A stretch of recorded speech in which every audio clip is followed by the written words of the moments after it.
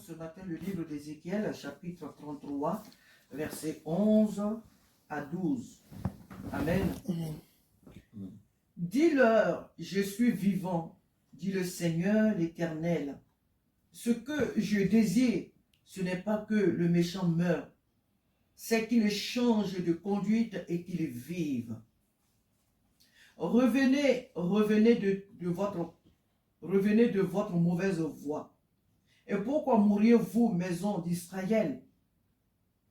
Et toi, fils de l'homme, dis aux enfants de ton peuple, la justice du juste ne le sauvera pas au jour de sa transgression.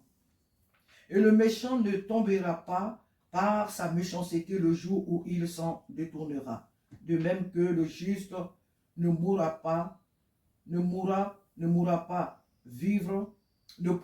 vivre par sa justice au jour de sa transgression. Alléluia. La parole de Dieu ce matin nous dit à travers ces deux versets, elle nous donne une mission. C'est une mission que Dieu nous donne ce matin en tant que son Église. Il nous accorde, il nous donne cette mission en tant que l'Église, mais aussi de façon individuelle. Dans cette Église, le Seigneur nous donne cette... Il dit, dis-leur. Dis-leur ce que je désire. Dis-leur. Je suis vivant. Dis au monde. Dis aux membres de ta famille. Dis à tes collègues au travail. Dis à tes voisins dans ton lieu d'habitation. Dis aux habitants de la ville où tu es. Dis à ton peuple. Dis-leur. Je suis vivant. Donc, je suis vivant veut dire que je vois tout. Je sais tout. Je sais ce qu'il fait. Je vois ce qu'il fait. Je ne suis pas un Dieu quelconque. Je ne suis pas un Dieu mort. Je vois tout. Je sais toutes choses. J'entends tout. Parce que le monde est mien. Dis-leur, je suis vivant. Je ne suis pas une créature, je suis le Créateur. Et dis-leur, je suis vivant, dit le Seigneur l'Éternel. Dieu ouvre son cœur. Dieu ouvre ses bras. Là où l'homme se sentait perdu, condamné, rejeté, abandonné, Dieu dit, je suis l'Éternel, ce que je désire, ce que moi je désire, ce que je veux pour l'homme, c'est qu'il change de conduite et qu'il vive. Dieu dit ce qu'il désire de toi, homme pécheur, homme assassin, homme impudique, adultère, homme voleur, homme indécis, remuant. Il dit ce qu'il désire, c'est que tu changes de conduite et que tu vives. Parce que le salaire du péché, c'est la mort. Voilà pourquoi Dieu parle de la vie. Lorsque tu changes de conduite, il dit ce que je désire. Ce que je désire, c'est qu'il change de conduite et qu'il vive.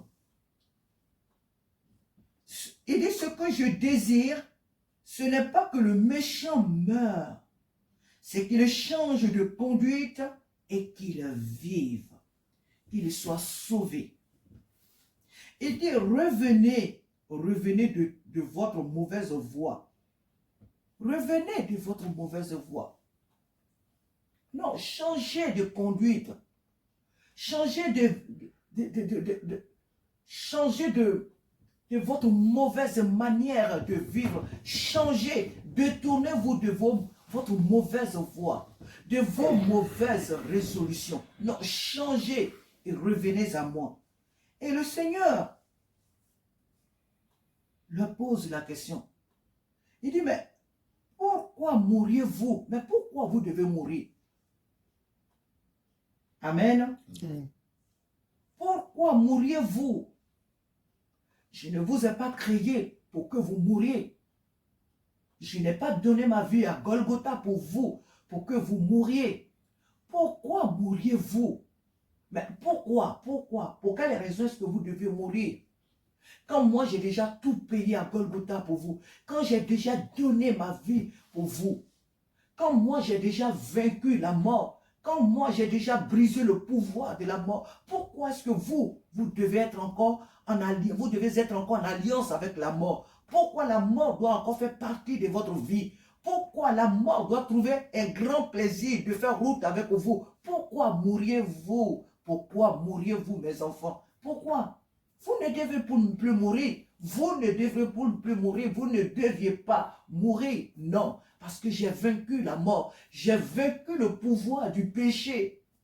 Alors tout ce que je vous demande, pour tout ce que je te demande, mon enfant, tout ce que je te demande, c'est que tu changes de conduite et que tu reviennes à moi pour que tu vives.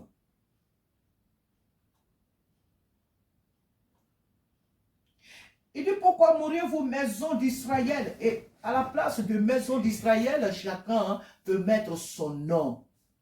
Celui qui n'a pas encore accepté Jésus-Christ, ici peut mettre son nom. La maison qui ne connaît pas encore le Seigneur peut mettre son nom à la place d'Israël. Car ce message s'adresse à tout être humain sur la terre.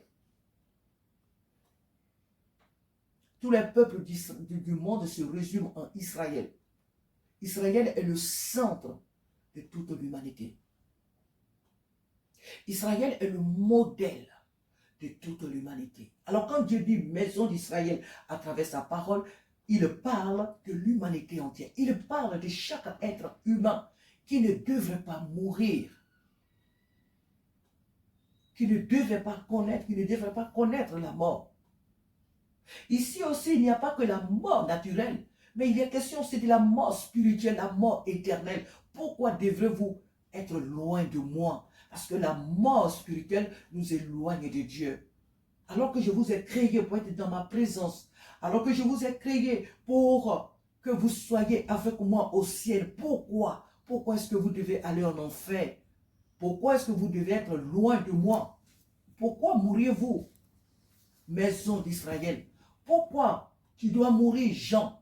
Pourquoi est-ce que tu dois mourir, Matthieu? Pourquoi est-ce que tu dois mourir, Gauthier? Pourquoi tu dois mourir, Louise? Et on pourrait citer tous les prénoms qui existent.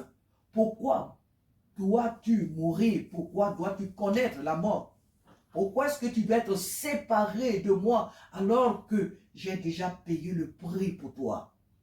Le cœur du Seigneur s'ouvre ce matin à toute personne encore loin de lui. Le cœur de Dieu s'ouvre ce matin. Ses bras sont ce matin ouverts à toute sa création. Dieu appelle tous les hommes ce matin à lui. Tous ceux qui n'ont pas encore fait la paix avec lui par Jésus-Christ. Il dit, et toi, fils de l'homme, c'est-à-dire qu'il parle de toi maintenant, pour toi et moi qui l'avons connu. Il nous donne cette mission encore. Il dit, et toi, fils de l'homme, dis aux enfants de ton peuple. La justice du juste ne le sauvera pas au jour de sa transgression. Oh non. Si tu es chrétien, si tu as accepté réellement Jésus comme ton Seigneur et ton Sauveur, et que tu marches dans la sanctification, et qu'arrivé un moment de ta vie, tu laisses le Seigneur et tu commets des choses qui ne sont pas bien. C'est-à-dire tu laisses la vie de la liberté, la véritable, la vie de la sanctification. Tu la laisses et tu commences à pratiquer le mal. Le Seigneur dit que ta justice ne te sauvera pas. Pourquoi? Parce que tu l'as abandonné. Tu as abandonné Jésus-Christ et tu es entré dans le péché. Et que c'est pourquoi il faut comprendre quand des personnes disent qu'on ne peut pas perdre le salut. Bien sûr que l'homme peut perdre le salut. Voilà ce que le Seigneur dit ici. Alors toute personne, tout prédicateur qui dit que le salut, que quand Dieu a choisi quelqu'un, il a choisi pour toujours. Quoi que tu fasses, tu es sauvé. C'est du mensonge, du pur mensonge. Venant tout droit de Satan, c'est du pur mensonge. Le salut, l'homme peut le perdre. S'il ne s'attache pas réellement au Seigneur durant sa vie et qu'il pratique le péché, le salut, il peut le perdre.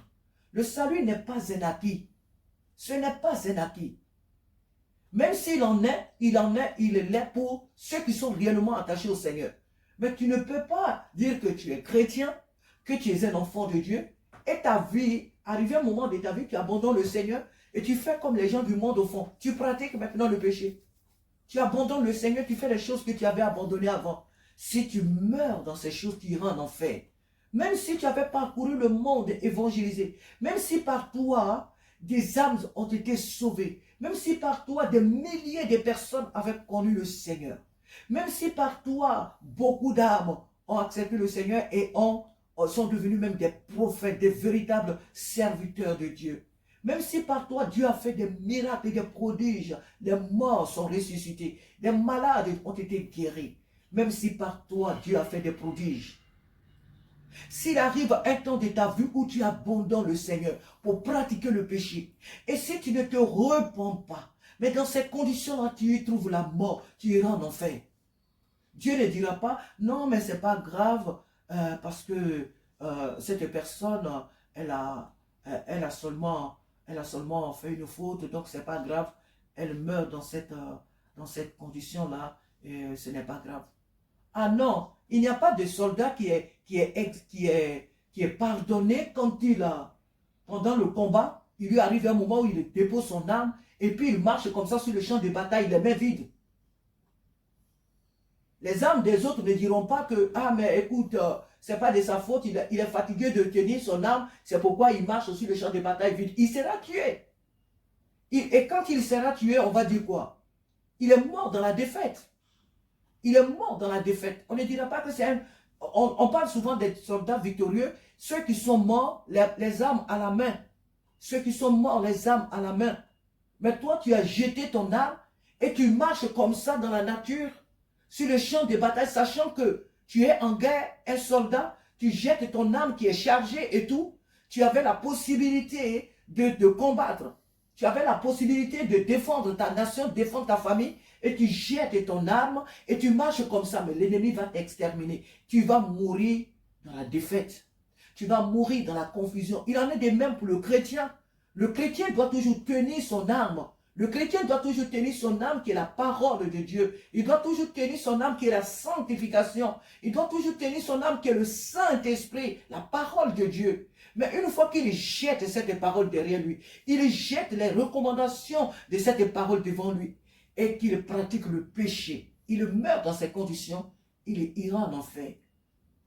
Et le Seigneur dit, lorsque je dirai au pécheur que tu mourras, oui, parce que il pratique le péché et que le salaire du péché, c'est la mort. Donc, quand le pécheur, le Seigneur dit, quand il dira au pécheur, tu mourras, et que ce pécheur entend la voix du sentinelle ou de la sentinelle, et qu'il se laisse gagner par le sentinelle, qu'il se laisse gagner par la parole qui lui est annoncée, qu'il abandonne sa méchanceté, qu'il abandonne ses conditions mauvaises, qu'il abandonne sa voie de péché et qu'il vient à l'Éternel, Dieu dit que ce pécheur vivra. Pourquoi? Parce qu'il s'est laissé gagner, parce qu'il s'est repenti. Alors, parce qu'il s'est repenti, la justice dans laquelle il est entré le fera vivre. Il ne mourra pas. Amen. Il est important que nous sachions qu'en tant que peuple de Dieu, nous devons continuer d'annoncer l'évangile pour avertir les âmes. De peur que personne ne dise un jour, moi je n'avais pas entendu. Non, moi je n'avais pas entendu. C'est pourquoi, même ici à Meaux, où nous annonçons l'évangile, nous n'allons pas forcément dans tous les coins. Nous n'entrons pas forcément dans toutes les... Nous n'entrons pas dans les maisons. C'est même pas forcément, mais jamais nous entrons dans les maisons. Nous allons au dehors, nous mettons les prospectus dans les boîtes aux lettres sur des voitures, nous les donnons à main propre, nous parlons de vive voix aux âmes.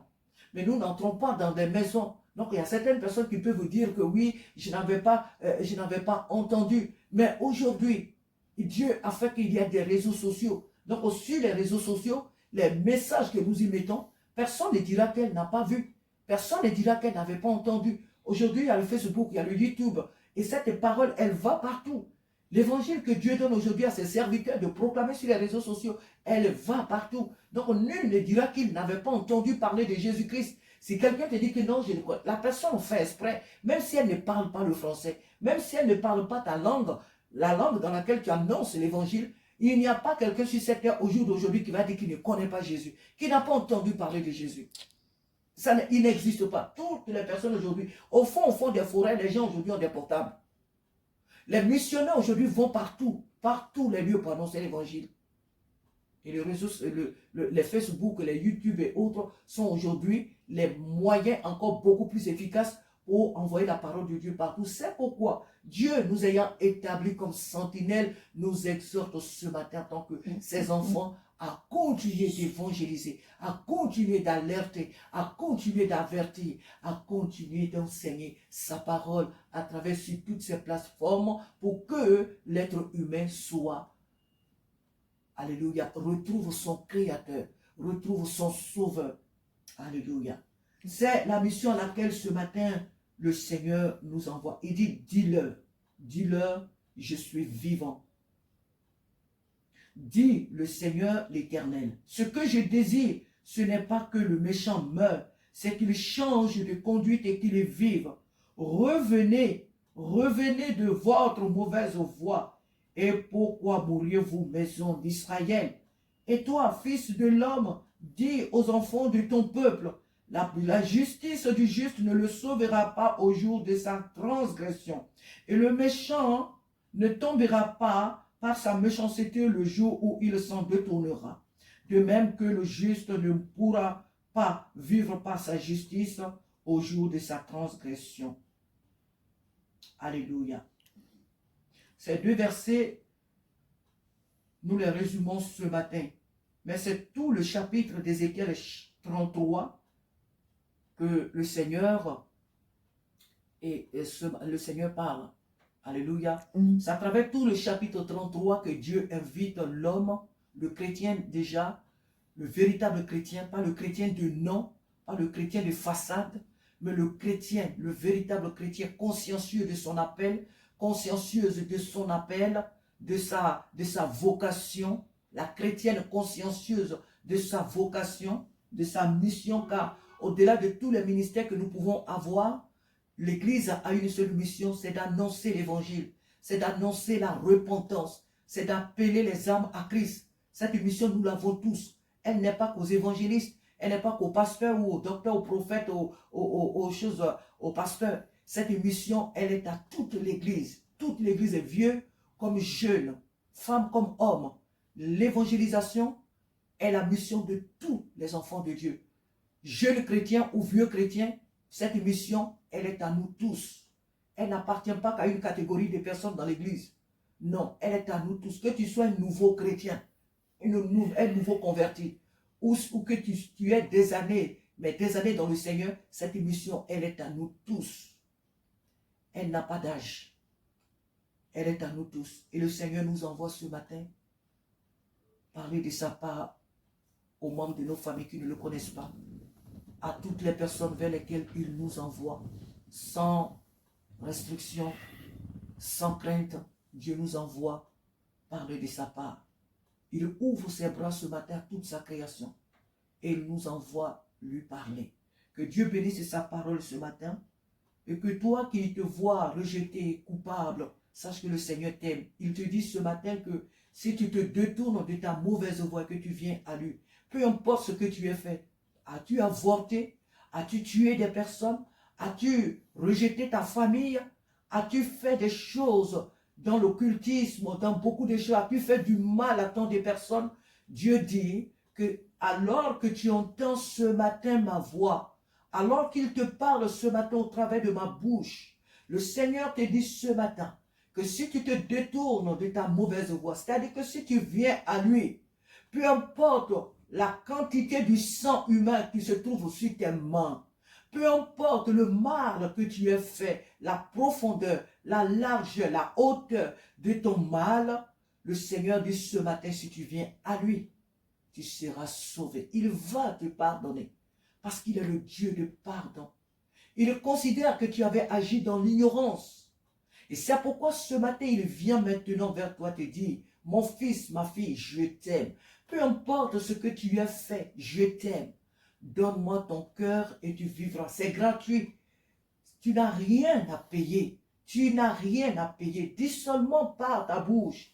Seigneur Jésus, alors que j'entends ta voix, alors que j'entends la voix de ta servante, alors que j'entends la voix de la sentinelle, Père, je viens à toi, pardonne toutes mes fautes, pardonne tous mes péchés, pardonne tous mes péchés, pardonne-moi, pardonne-moi et accepte-moi comme ton enfant. Lave-moi par ton sang précieux et montre-moi un lieu où je dois aller partager ma foi, ma joie avec mes frères, avec mes soeurs. Car la plupart souvent disent, je peux être chrétien et être chez moi.